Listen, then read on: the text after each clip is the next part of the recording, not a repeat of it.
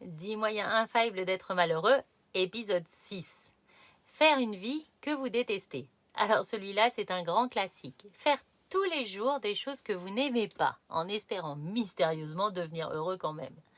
Le combo parfait, un travail qu'on déteste, des obligations qu'on subit, une vie automatique et des « j'ai pas le choix » répétés environ 47 fois par jour. Et attention, le plus important, se plaindre constamment, mais ne jamais rien changer.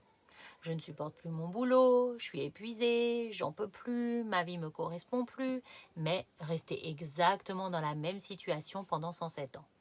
Alors évidemment, parfois, on ne peut pas tout changer du jour au lendemain. Et heureusement que la vie ne fonctionne pas uniquement selon nos envies du moment. Parce qu'en réalité, nous avons tous des obligations, des responsabilités, des contrats, des engagements. Ça, c'est la vie. Le problème n'est donc pas toujours ce que nous faisons. Le problème, c'est souvent la manière dont nous vivons intérieurement ce que nous faisons. Parce qu'il existe des situations où il faudra patienter, s'adapter, tenir un engagement, faire preuve de maturité ou traverser une période inconfortable. Et ça, personne n'y échappe vraiment. Ou alors, peut-être que vous pourriez éventuellement, potentiellement, faire de vrais choix conscients.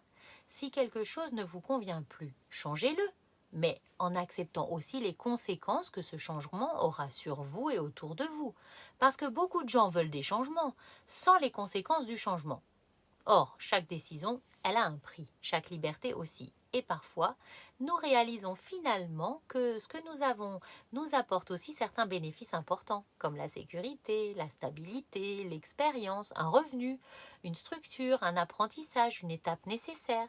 Dans ces cas-là, il peut être extrêmement aidant de changer son état d'esprit plutôt que de nourrir un rejet permanent.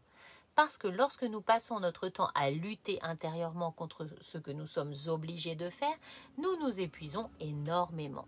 Alors que si nous arrivons à voir davantage le sens, les bénéfices, l'apprentissage ou le caractère temporaire d'une situation, quelque chose devient souvent plus léger intérieurement. Et attention, ça ne veut pas dire tout accepter, tout subir ou s'oublier, ça veut dire retrouver du pouvoir sur sa manière de vivre les choses. Parce qu'au fond, nous ne pouvons pas toujours choisir toutes les situations de notre vie, mais nous pouvons souvent choisir davantage la posture intérieure avec laquelle nous les traversons. C'est simple, non?